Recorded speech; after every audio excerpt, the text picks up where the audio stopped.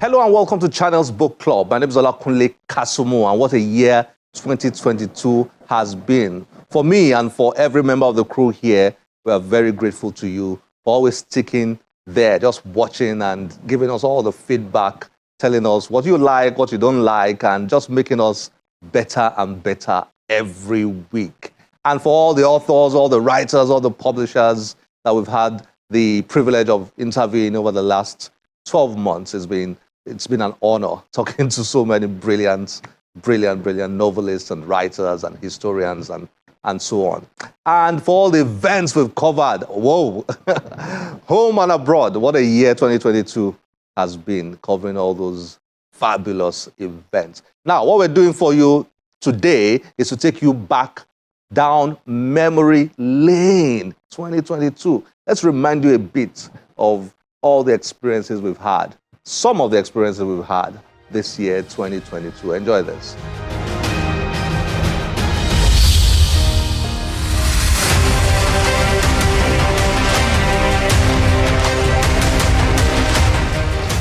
When we deal with this issue of blame, do you blame ourselves who are not the architects, or do we blame the architect? If it sounds like, or blame the British, it sounds negative.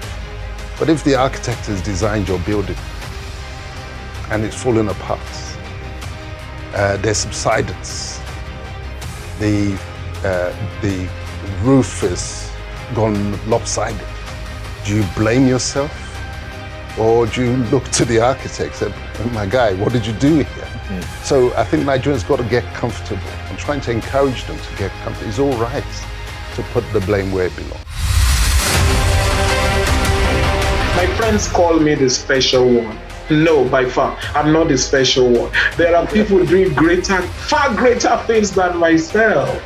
And I don't consider 25 books any feat of success. I'm sorry, sir, I don't. Somebody did ask me a question last week and wanted to know which is my best book so far. And my response was clear. I don't have any best written book. My best book is the unwritten book. I don't see myself special, but I consider myself the fortunate one.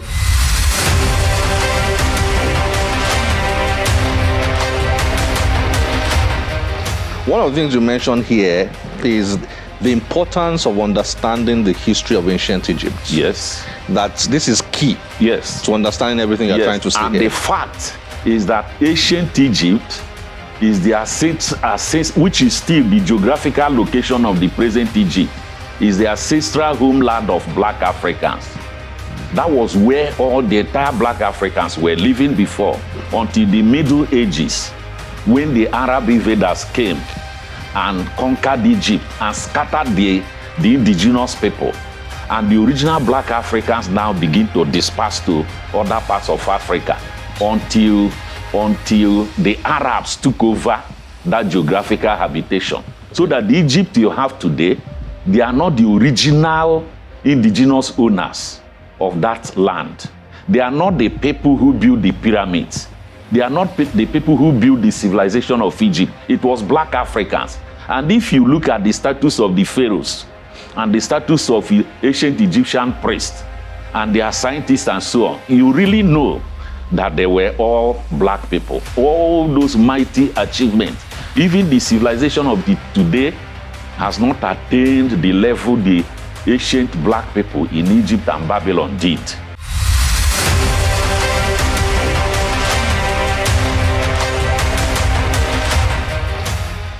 From its name, essentials. You know what it means? It means that, very important, those things that you jettison and you think it is business as usual, God is there, nothing will happen. No. Everything that has to do with home safety is there. Number one, the issue of liquefied petroleum gas, popularly known as cooking gas, Cooking gas. has been are major disaster books. It is a hazard on its own if not properly handled.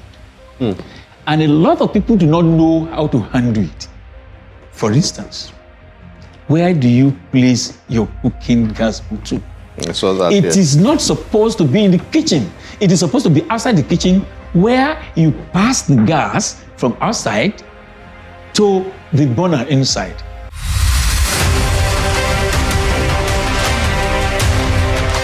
I started writing this book, Thesis, Antithesis, and Synthesis of Life, which is my memoir. And that's about 4 years back. My son bought me 4 exercise books, big ones. I was then in the years. I had finished my service years. And then you can see what my handwriting was like in writing then. I kept on writing and writing, and I took inspiration from the same spot every day where I sat overlooking their garden, their beautiful garden.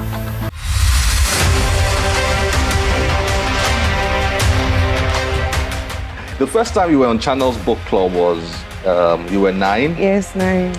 and you had written a book at the age of 5, which you published when you were 9. Yes, 8. What? 8, which I published when I was 8. When you were 8, Yes. but you were on the show at 9 Yes. when you were 9. Yes. Then you came back on the show when you were 12. And then you are here now, you are 17. We both looked different the last time. Yes. And I didn't have all this, and you were still a bit smaller.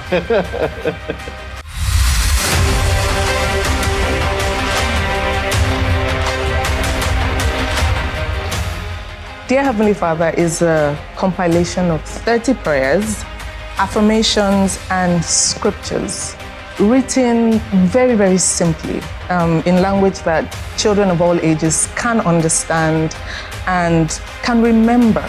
You know, it will give them the consciousness of God. It will introduce God to them as their Father. You know, and that's very important to me. Because I feel like, especially, you know, in culture like ours, where we see fathers as the ones we should run away from rather than run towards. You know, those days where it's like, oh, daddy's coming and everybody's scrambling under the bed and you know. Well, I didn't have a father like that. My dad was a good guy. He was the nice guy. My mom was a terrorist. You know, but that was... She's not listening to you. She's in heaven, so she hears everything that I say. Okay. But I, from talking with so many people, I realized that that was the story. A lot of them had fathers that they couldn't relate to, fathers that they couldn't talk to. They were there to just pay the rent, pay the bills, pay their school fees. They were there to be served and to be feared and obeyed, you know. So, but that's not who God is.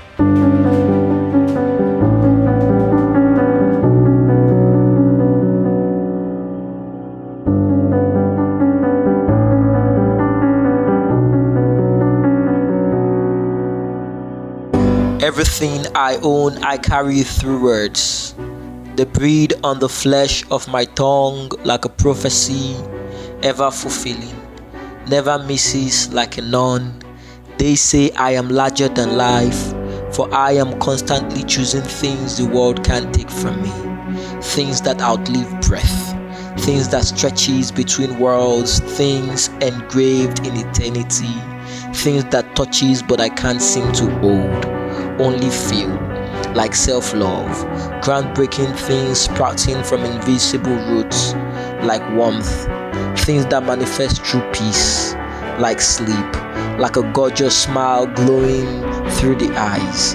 Everything I owned from nothing, and nothing are these words growing into poems, into pages, into life. A reminder that the world can't touch my invincibility.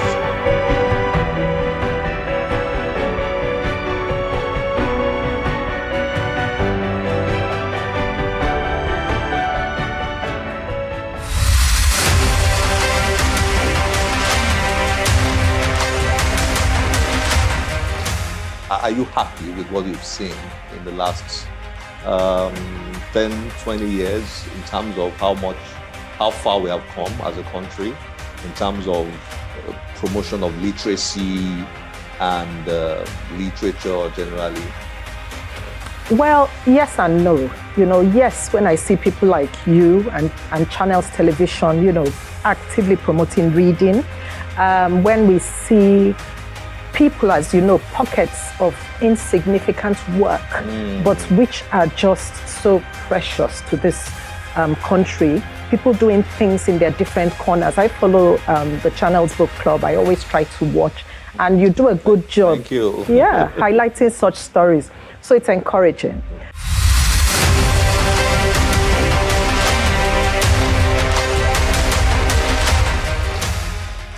After many years living in the United States, starting a family, having great ambition, having such amazing talent, everybody's like, you're so hardworking, you're so talented. And they tell you all of these amazing things about yourself, but you're looking at the results you're producing. And you're like, I don't get it. It's not adding up. Why is that not adding up? And it occurred to me that I was really just chasing my own shadows. And I had to come to a place of understanding what it is that I need to focus on. I lacked focus. And that realization came at my lowest point.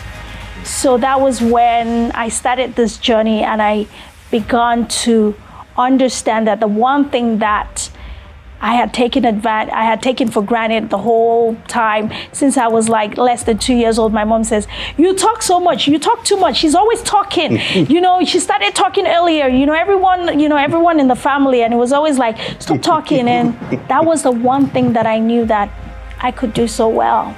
And I was really, really good at. And that was the turning point for me.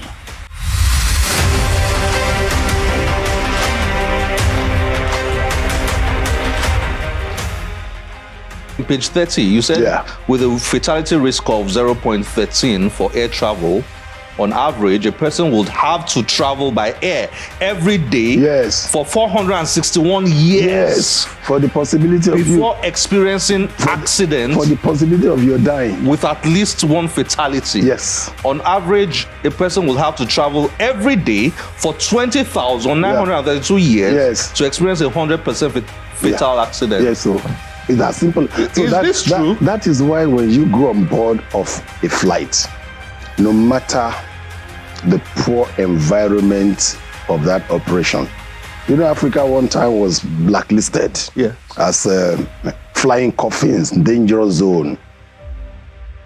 Aviation has so evolved that safety is taken for granted. Those machines, 2 engines, 2 captains, 2 this, 2 that. So if one fails, it's like your eye. You lose one is carrying you. Your nose, 2. Your hand, 2. Your ear, 2. So you see, when they now measure aviation accidents, it's now measured in million per million departures. The average southerner thinks that everybody from the north is Hausa. No, please, no. I am not a Hausa man. Have you observed that? I've observed it. It's a very big problem. Yes, and it's not a problem for those who know. As I speak to you, I am not a Hausa man. I will not be a Hausa man. Even if I die today and come back tomorrow, I can't be a Hausa man. I cannot. I am not, and I will not be. If I am not a Zulu man, then for Christ's sake, what am I? I can't be Yoruba. I can't be an Igbo man. That's your identity. That's my identity. I'm a Zulu man. So why should I not be proud to tell you I'm a Zulu man? I can't be a Hausa man. I can't. I can't see no. Bow, unfortunately, we don't have time. Thank you for joining us on Channels Book Club. Thank you very much, sir. Thank you. Yeah, thank you. It's my pleasure. Thanks for joining us. Yes, my pleasure. Let me take some water. Yeah, please do. As we round up. Yes. Thank you. Yeah. Thank you. All right. Thank you. Yes, the Zuru way. The Zuru way. Yeah. Thank you. Cheers. Thank you. All right. Let me also share with you.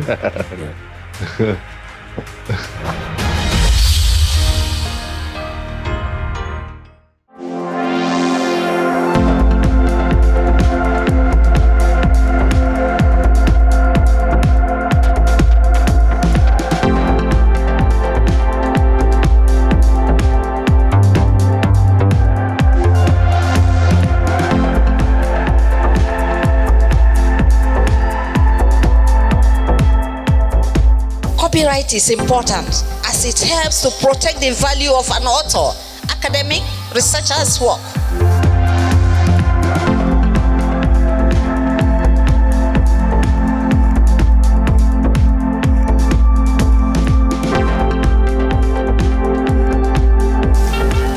Memoirs of Yemi Ogunbiyi for the benefit of everyone who reads.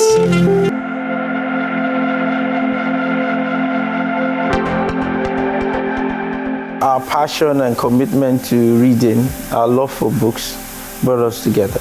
And that has kept us together. As custom demands, the older girls had been sent to go and fetch water at the nearby stream. Go directly to the stream and return home immediately.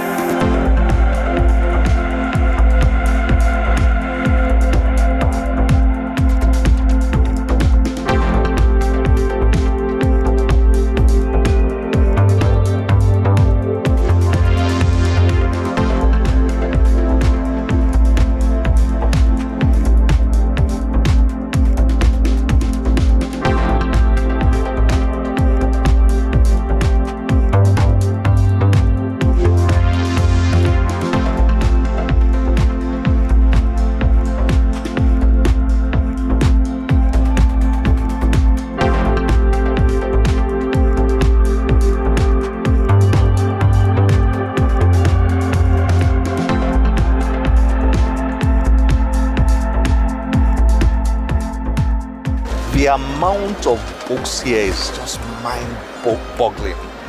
The options here. Where do you want to start from? Young people, kids, teenagers. The options are so many. It's fascinating. If you love books, this place will blow your mind away. And if you don't love books, be careful not to come here because you start loving books. Really.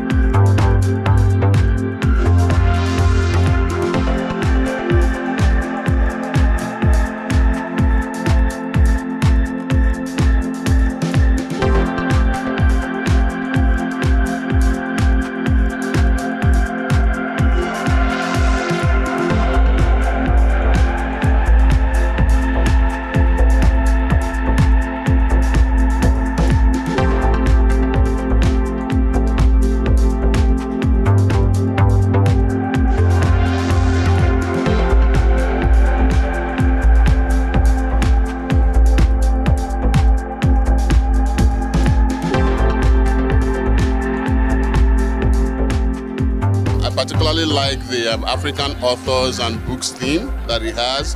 So being here, I've been able to buy a few books for my children that shows them characters that are, a little more familiar to them, a little closer to home. I met some other people from other schools and it's really fascinating to stay here. It's an amazing event in which we meet different authors. For example, if we meet a book we've read and we meet our favorite author, it's an opportunity to meet favorite authors, an opportunity to meet different genres of books, and an opportunity to learn from other authors.